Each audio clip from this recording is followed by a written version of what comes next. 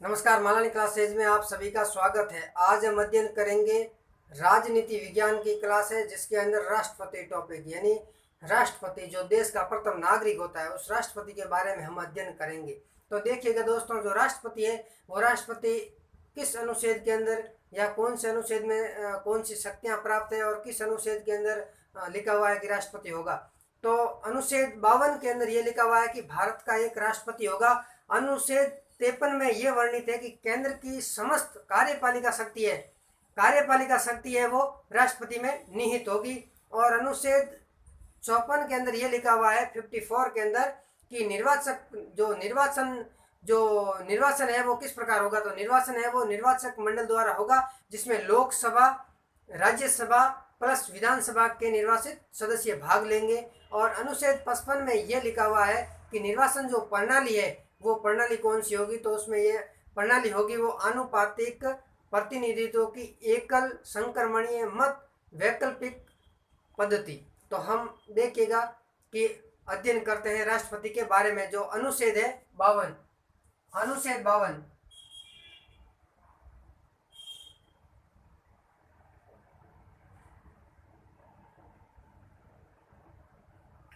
अनुच्छेद 52 में ये लिखा हुआ है कि भारत का एक राष्ट्रपति होगा। अनुच्छेद 52 में लिखो भारत का एक राष्ट्रपति होगा। ये जो लिखा हुआ है ये लिखा हुआ है अनुच्छेद 52 के अंदर। अब आगे देखिएगा अनुच्छेद है 53। 53 के अंदर जो कार्यपालिका शक्ति है, देश की जितनी भी कार्यपालिका जो शक्ति है वो किसमें निहित होगी, वो निहित होगी राष्ट्रपति के अंदर। यानी कि केंद्र की समस्त कार्यपालिका शक्ति राष्ट्रपति में निहित होगी। तो लिख सकते हैं हम केंद्र की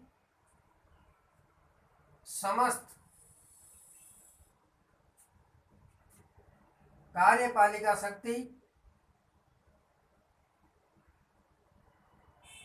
राष्ट्रपति में निहित होगी, राष्ट्रपति में निहित होगी।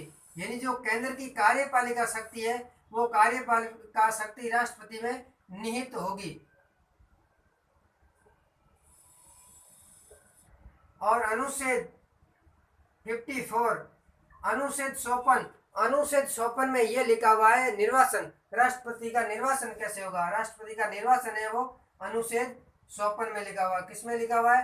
54 में। तो निर्वाचन होगा वो निर्वाचक मंडल द्वारा होगा। किसके द्वारा?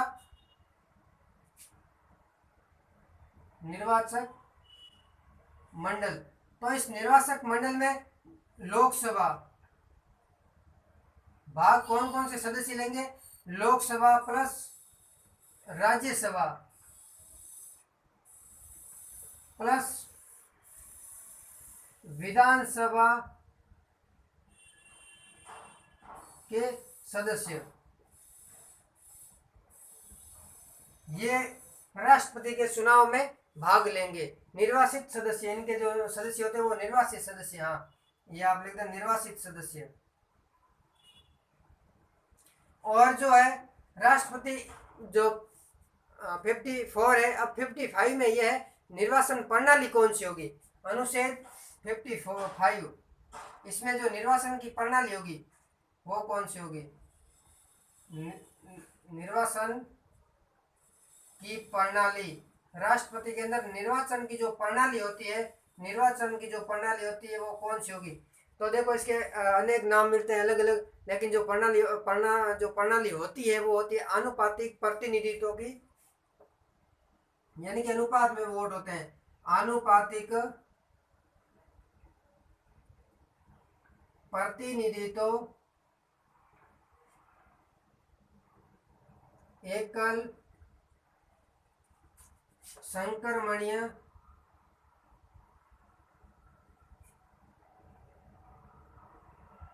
वैकल्पिक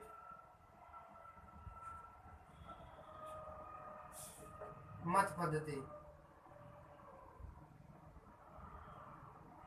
ये जो प्रणाली आनुपातिक प्रतिनिधित्व एकल संक्रमणीय वैकल्पिक मत पद्धति है, ये पद्धति होती है चुनाव में, यानी राष्ट्रपति के चुनाव में। जो राष्ट्रपति का चुनाव होता है, यानी 52 के अंदर भारत का एक राष्ट्रपति होगा अनुच्छेद अनुच्छेद 53 में देश की समस्त कार्यपालिका शक्ति राष्ट्रपति में निहित होगी। और 54 के अंदर निर्वाचक वो जो मंडल है उसमें लोकसभा, राज्यसभा और विधानसभा के निर्वाचित सदस्य भाग लेंगे। और 55 के अंदर है निर्वाचन प्रणाली है, वो प्रणाली आनुपातिक प्रतिनिधित्व की एकल संक्रमणीय मत पद्धति के द्वारा इनका जो चुनाव होता है वो इस प्रकार राष्ट्रपति का चुनाव होता है। आप स्क्रीनशॉट लीजिए, आगे बढ़ते हैं। देखिएगा राष्ट्रपति, जो राष्ट्रपति का अनुच्छेद 56 के अंदर यानी 56 के अंदर कार्यकाल राष्ट्रपति का कितना होता है? 5 वर्ष। और जो पुनर्निर्वाचन, क्या पुनर्निर्वाचित हो सकते हैं राष्ट्रपति? हाँ, हो सकते हैं, यानी पुनर्निर्वाचन होता है इनका, हो सकते हैं। इनकी योग्यता क्या है? योग्यता इनकी जैसे 35 वर्ष की उम्र हो, वही योग्यता जो एक सांसद की होती है। आपने पढ़ा होगा, भारत का नागरिक हो, वही योग्यता होती है। और किसी लाभ के पद पर नहीं हो, और यानी कि सांसद या लोकसभा या राज्यसभा का सदस्य चुनने की योग्यता रखता हो, ये योग्यता होती है। और इनके जो पद की शर्तें यानी कि 58 के अंदर है वो तो योग्यता है, और 59 के अंदर है पद की शर्तें। पद की शर्तें क्या होती है? दिवालिया घोषित नहीं हो, पागल वगैरह नहीं हो, इस प्रकार की जो शर्तें होती है वो शर्तें होती है।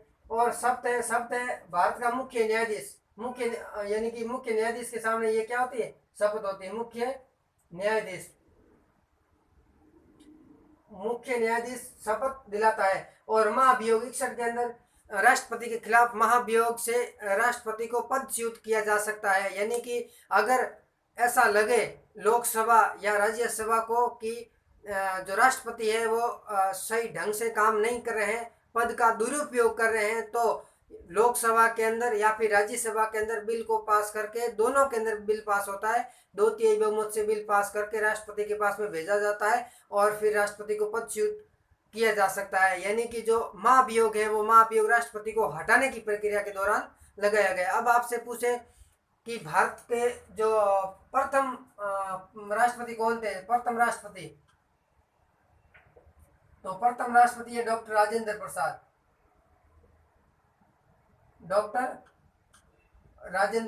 और वर्तमान में है श्री रामनाथ कोविंद। ये वर्तमान के अंदर क्या है? राष्ट्रपति हैं, भारत के राष्ट्रपति हैं। और इनका जो कार्यकाल 5 वर्ष है। और ये जो त्याग पत्र देते हैं, अगर मान लो त्याग पत्र देना होता है, ये मोस्ट है त्याग पत्र ये उपराष्ट्रपति को देते हैं। किसको देते हैं? उपराष्ट्रपति को त्याग पत्र देते हैं। और राष्ट्रपति की अनुपस्थिति में जो कार्यभार संभालता है या कामकाज करता है वो उपराष्ट्रपति करते हैं। तो ये इनका स्क्रीनशॉट लीजिए और फिर हम आगे बढ़ते हैं। राष्ट्रपति का चुनाव किस प्रकार होता है उसके बारे में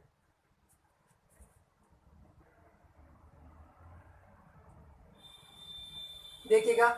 राष्ट्रपति का निर्वाचन मंडल के अंदर देखिएगा एक संसद होती, देश की संसद, यानी 79 अनुच्छेद के अंदर लिखा हुआ है एक देश की एक संसद होगी, तो वही संसद है। संसद देश जो राष्ट्रपति के चुनाव में भाग लेती है। संसद में कौन कौन से सदन है? संसद के 2 सदन है, एक लोकसभा, दूसरा राज्यसभा। लोकसभा के जो सदस्य हैं वो 545 सदस्य हैं, जिसमें से निर्वाचित सदस्य हैं वो 543 है और मनोनीत सदस्य है वो 2 है।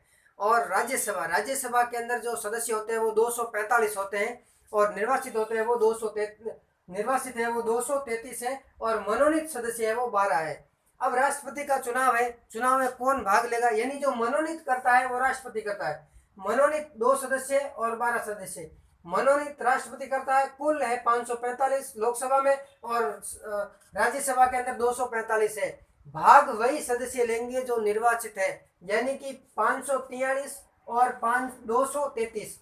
543 और 233 होते हैं 776। हम लिख सकते हैं 543 प्लस 233 बराबर 776, यानी कि 776 सदस्य हैं ये राष्ट्रपति के चुनाव में भाग लेते हैं। ये सदस्य भाग नहीं लेंगे, ये सदस्य नहीं लेंगे और ये भी नहीं लेंगे। क्यों? क्योंकि ये मनोनीत है और मनोनीत राष्ट्रपति के द्वारा है, राष्ट्रपति दोबारा चुना जा सकता है। इसलिए अगर मनोनीत राष्ट्रपति के द्वारा किए गए होंगे तो वह किसको वोट देंगे? वे राष्ट्रपति को ही वोट देंगे। इसलिए वो उसी राष्ट्रपति को देंगे जो उनको मनोनीत किया है। या अपने पक्ष में देंगे, इसलिए इससे बचने के लिए इनका वोट नहीं होता है। वो वोट होता है वो केवल और केवल निर्वाचित सदस्यों का ही होता है, और विधानसभा के सदस्य भी इनमें भाग लेते हैं। आप इनका स्क्रीनशॉट लीजिए।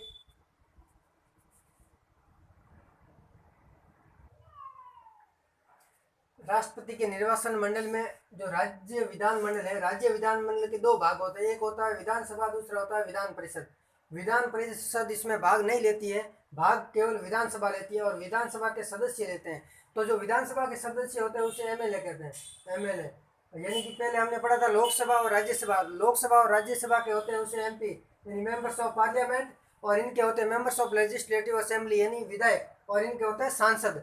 तो जो मेंबर्स ऑफ लेजिस्लेटिव असेंबली के जो सदस्य होते हैं ये विधायक, यानी कि जो विधानसभा है, भारत के अंदर 31 विधानसभा है, 31 है, 28 राज्यों की है और 3 केंद्र शासित प्रदेश है। तो उन मिलाकर के 31 है, और 31 विधानसभा के निर्वाचित सदस्यों की जो संख्या है वो 4120 है, 4120 है। यानी कि एमएलए हैं वो कुल एमएलए इतने हैं भारत के अंदर, ये भारत के अंदर एमएलए 4120, ये 4120 एमएलए हैं राष्ट्रपति के चुनाव में भाग लेते हैं। और दिल्ली व पांडिचेरी की जो विधानसभा है, इन विधानसभा के सदस्यों को 17वें संशोधन 1992 के द्वारा राष्ट्रपति के चुनाव में जोड़ा गया है।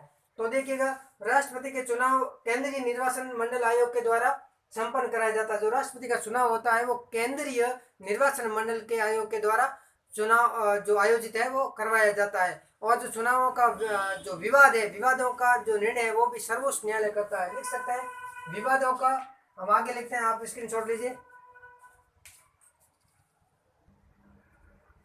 देखिएगा, चुनाव जो होते हैं, चुनाव विवादों का जो निर्णय है वो सर्वोच्च न्यायालय करता है। हिंदुस्तान का सर्वोच्च न्यायालय है वो चुनावों का, जो चुनावों में विवाद होता है तो उस विवादों का निपटारा करता है। और राष्ट्रपति के चुनाव में ऐसी विधानसभा भाग नहीं लेती जो भंग चल रही होती है, यानी कि जो भंग होने वाली है या हो गई है या अभी भंग चल रही हो, तो ऐसी विधानसभा भाग नहीं लेती है। चुनाव के अंदर जमानत राशि होती है, वो जमानत राशि 15,000 रुपये होती है, और 15,000 रुपये अगर उम्मीदवार को, यानी कि हम कह सकते हैं कि उम्मीदवार को चुनाव में डाले गए वैधानिक मतों का जो 1/6 हिस्सा अगर प्राप्त नहीं होता है तो जो जमानत राशि है वो आरबीआई में जब्त हो जाती है।